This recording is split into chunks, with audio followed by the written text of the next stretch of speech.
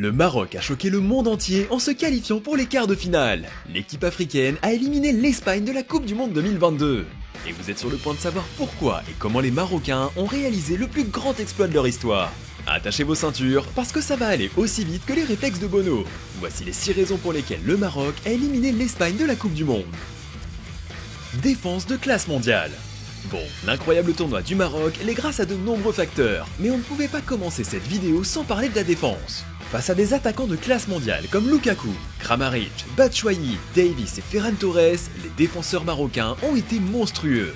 En fait, le Maroc n'a encaissé qu'un but dans cette Coupe du Monde, et c'était un CSC lors de la victoire 2-1 contre le Canada. Bravo alors à Hakimi, Mazraoui et leurs copains de la défense, mais ils ont aussi été bien aidés par le meilleur gardien du tournoi.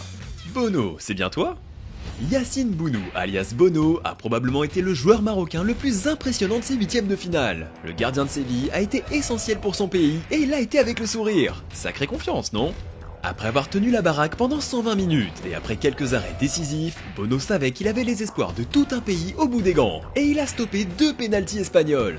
Après le poteau de Sarabia, Bono a arrêté les tirs de Carlos Soler et de Sergio Busquets et il est entré dans l'histoire du Maroc. Peut-être que son secret a un rapport avec le fait qu'il joue en Liga, ce qui nous amène au point suivant. Espionner l'adversaire.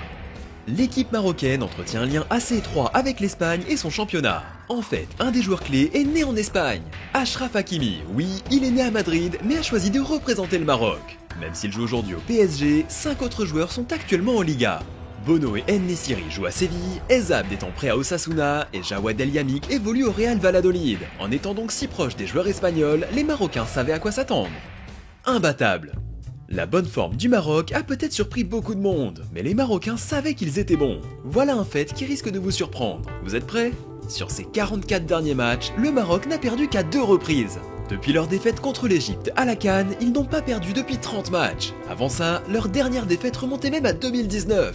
Vous avez encore des doutes ? Si on compte le match contre l'Espagne, le Maroc n'a encaissé qu'un but lors de ses 8 derniers matchs. Bon, on arrête avec les stats, vous allez en avoir marre. Mais quand on voit tout ça, ça aurait été assez malin de parier pour eux face à l'Aurora. Ceci dit, il y a 2 équipes sur un terrain, et il fallait bien évidemment penser au point suivant. La possession stérile de l'Espagne. Contre le Maroc, l'Espagne a réalisé plus de 1000 passes. Avec 77% de possession, les Espagnols ont eu le ballon pendant plus de 80 minutes, prolongation comprise. Mais ils n'ont cadré qu'une seule frappe. Comment est-ce possible ? Le mouvement du ballon d'un côté à l'autre, entre les défenseurs et les milieux, sans trop inquiéter le Maroc. L'Espagne s'est quand même créé quelques occasions. Ils ont aussi eu 3 pénaltys, sans en marquer un seul. L'Espagne est toujours folle du tiki-taka, qui lui a permis de remporter le mondial en 2010, mais elle a beaucoup de mal à trouver la faille contre des équipes qui jouent très bas. Après avoir écrasé le Costa Rica, l'équipe de Luis Enrique n'a pas réussi à l'emporter contre l'Allemagne. Elle a failli se faire éliminer contre le Japon avant de se faire sortir en 8ème. Le Maroc a fait le job, a fermé toutes les portes et a profité des failles de son adversaire.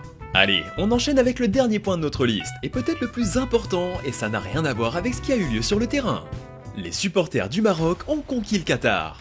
Il y avait environ 45 000 personnes présentes à l'Education City Stadium, et on peut aisément dire que 10 000 d'entre eux supportaient l'équipe africaine. Les fans du Maroc ont dominé en tribune, ils chantaient « On vient du Maroc, on est les lions !» Et même si les supporters espagnols étaient derrière le but où a été faite la séance de tir au but, ce sont les Marocains qu'on entendait le plus. Plusieurs heures après cette victoire historique, les Marocains célébraient encore dans les rues de Doha, et c'est normal car ils se sont qualifiés en quart de finale pour la première fois de leur histoire. En renvoyant l'Espagne à la maison, le Maroc a choqué le monde entier. Mais comme on l'a vu dans cette vidéo, cette victoire était parfaitement orchestrée. Le Maroc va-t-il devenir le premier pays africain à aller en demi-finale de la Coupe du Monde ? Donnez-nous votre avis dans les commentaires.